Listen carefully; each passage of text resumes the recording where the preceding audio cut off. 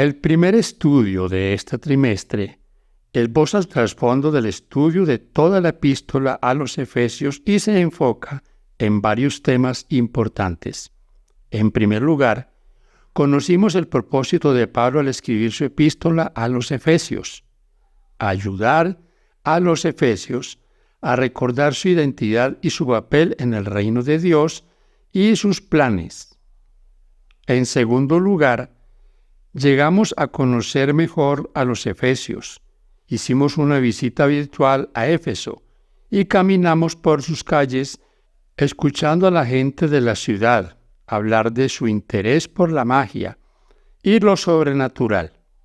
Vemos cientos de barcos fondeados en el puerto y visitamos el impresionante templo de Artemisa. También observamos gente de todas las clases y edades corriendo para sumarse al motín en el anfiteatro. En tercer lugar, estudiamos la estructura literaria de la epístola y así nos formamos una vista panorámica del flujo de pensamientos del apóstol y de sus temas principales. En cuarto lugar, descubrimos que la temática general de Pablo en esta epístola es triple: Jesucristo, su amor por la Iglesia y su obra por medio de la Iglesia para salvar a la humanidad. Recordemos el título general de estas lecciones, cómo se describe en la introducción: Efesios, cómo seguir a Jesús en tiempos difíciles. Por cierto, la epístola paulina a los Efesios es la mejor teología de la Iglesia y la más sistemática. Sin embargo, esta cualidad no significa que Efesios sea una construcción teológica fría, teórica, distante y abstracta. Al contrario, la epístola describe a la Iglesia en una relación real, viva y amorosa con su Creador y Salvador, el Señor Jesucristo, y, por lo consiguiente, el cristiano vive en un mundo real mientras cumple la gran misión de la Iglesia. La temática de este estudio se basa en 3 puntos. Primero, el autor de la epístola a los Efesios. Segundo, la gente de Éfeso, los destinatarios de la epístola. Y tercero, la temática principal del mensaje de Pablo a la iglesia de Éfeso. Podremos entender mucho más fácilmente la epístola a los Efesios si la miramos en el contexto del libro de los Hechos. Varios aspectos narrativos de los Hechos de los Apóstoles son especialmente relevantes para el nacimiento de la iglesia de Éfeso. Acompañado por Aquila y Priscila, Hechos 18:18, Pablo parece haber sido el primero en predicar brevemente el Evangelio de Jesucristo en Éfeso, donde se contactó por primera vez con los judíos. Hechos 18:19. A diferencia de los judíos de Corinto, que rechazaron a Pablo y lo persiguieron, Hechos 18:6, 12 y 13, los judíos de Éfeso inicialmente parecieron más abiertos al Evangelio. Hechos 18:20. Solo más tarde, algunos de los judíos de Éfeso se volvieron obstinados y rechazaron el mensaje de Pablo. Hechos 19, 8 y 9. Sin embargo, estos judíos no apelaron a las autoridades para que expulsaran a Pablo de la ciudad.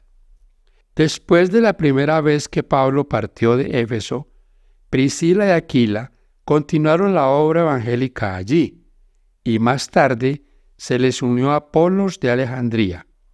Hechos 18, 24 al 26. La obra de ellos dio como resultado una incipiente comunidad de cristianos. Hechos 19, 1. Apolos, Priscila y Aquila parecían versados en la enseñanza cristiana. Sin embargo, los efesios recibieron instrucción por un tiempo limitado antes de que Apolos partiera hacia Corinto.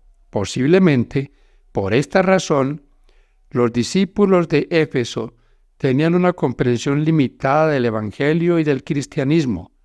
Los discípulos de allí ni siquiera sabían acerca del Espíritu Santo. Hechos 19, 2 y 3.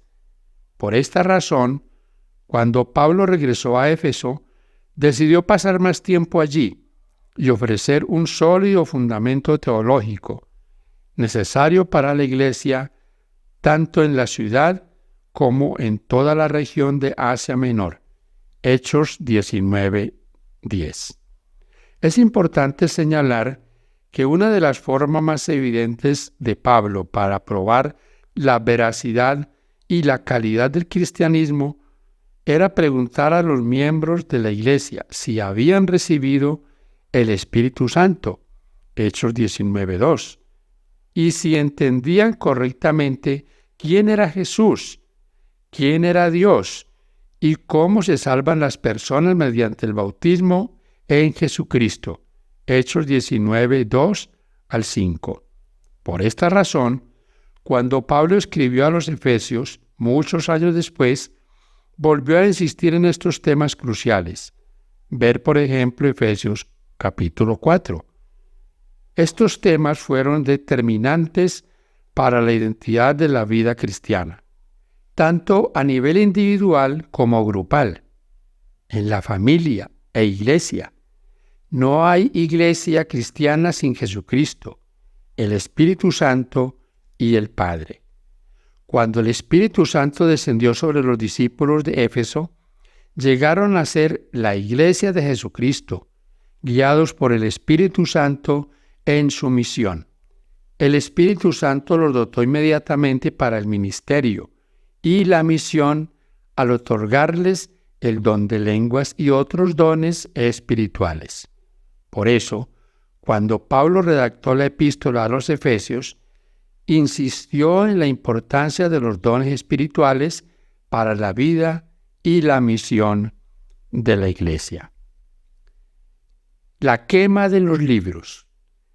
Algunos argumentan que la humanidad debe rechazar la quema de libros y preservar la cultura y el conocimiento humanos.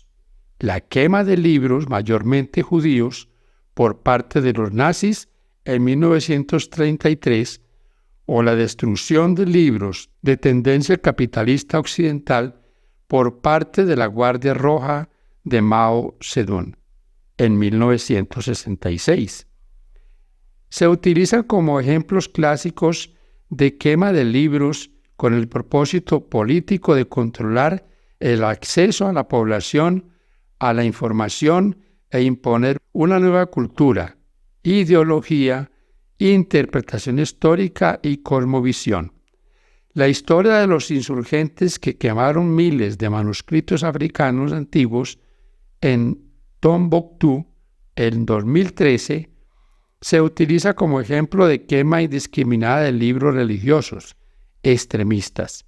Durante ese tiempo, algunos pastores cristianos de varias confesiones fueron condenados como fanáticos e intolerantes cuando realizaron servicios de quema de libros y pidieron que se quemaran los libros de brujería. ¿Cómo podemos entender la quema de libros descrita en Hechos 19:19? Cabe señalar varios puntos. 1. Esta quema de libros fue un acto voluntario de quienes se habían convertido del paganismo y la magia al cristianismo.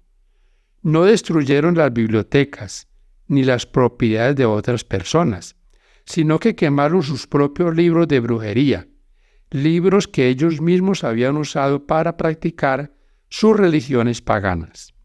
Por este acto voluntario, proclamaban públicamente que al haber recibido el llamado de Jesucristo a unirse a su reino, se estaban apartando de su pasado pecaminoso. No querían tener más nada que ver con Satanás y sus actividades demoníacas. 250 años después, el emperador Diocleciano ordenó a todos los cristianos que llevaran sus libros sagrados para quemarlos, si querían evitar que los quemaran a ellos. Algunos cristianos cumplieron y entregaron sus escrituras a las autoridades romanas para que las quemaran. A estos cristianos se los llamó traidores, o los que entregaron sus libros. Sin embargo, otros cristianos prefirieron ser quemados antes que traicionar o renunciar a la palabra de Dios. Por ende, en tanto que la quema del libro de Hechos 19 fue una proclamación voluntaria y gozosa de liberación de las acechanzas del pecado y de Satanás, la quema del libro de Diocleciano fue una persecución política e ideológica violenta y opresora del cristianismo para aniquilar al pueblo de Dios e imponer la religión pagana. 2. Dios llama a su pueblo a rechazar categóricamente cualquier rastro de idolatría y brujería en sus hogares y propiedades. Podemos ver Génesis 35, 2 al 4. Tercero, sin embargo, aunque Israel entró en otros países y destruyó los ídolos y quemó la parafernalia de brujería, ese no fue su objetivo principal. Su misión era proclamar que la idolatría es destructiva y que conduce a la muerte. Salmo 135, 15 al 18. Isaías 44, 9 al 20. Isaías 45, 20. Jeremías 2, 11 al 13, 16, 19 al 20. Y vivir sin idolatría y hechicería, como ejemplo de nación libre del poder de Satanás y de la muerte. Esto no quiere decir que Dios nos quite el gozo del arte y de la escritura. Al contrario, Dios disfruta de la creatividad y la cultura humanas expresadas en los libros. Pero esos libros y el arte deben reflejar la experiencia de una vida humana libre de pecado y de Satanás. De lo contrario, estamos nuevamente bajo el poder controlador de Satanás. Apliquemos este estudio a nuestra vida. Salvación, misión y educación. El libro de los Hechos asocia el origen de la iglesia de Éfeso con la educación, que se describe como razonar y persuadir. Al principio, Pablo razonó, habló y persuadió a los judíos en sus sinagogas, que no solo eran lugares de culto, sino también espacios de educación pública. Hechos 18, 19, 19, 8. Más adelante, Pablo se mudó a una escuela local, la escuela de Tirano, y siguió discutiendo y persuadiendo tanto a judíos como a griegos del camino de la salvación. Hechos 19, 9 y 10. Pide a los alumnos que piensen de qué manera, como clase, podrían contribuir a transformar su iglesia en una escuela evangélica para la comunidad. Cómo pueden hacer de su iglesia local un espacio público donde puedan razonar con la comunidad acerca del Evangelio. La epístola a los Efesios muestra un maravilloso equilibrio entre la razón, las emociones, los sentimientos, las contemplaciones teológicas y la vida práctica. Desafía a los alumnos a identificar dos formas en que pueden contribuir a transformar su iglesia en un ministerio que aborde estos aspectos de la vida humana en su comunidad. Mis queridos hermanos, es muy interesante nuestro estudio para estos 3 meses. La carta a los Efesios. Como hemos visto, milagros que pasaron en aquella época y que pueden también suceder hoy. Que Dios nos ayude para que este estudio sea de bendición para todos. Paz de Cristo para usted.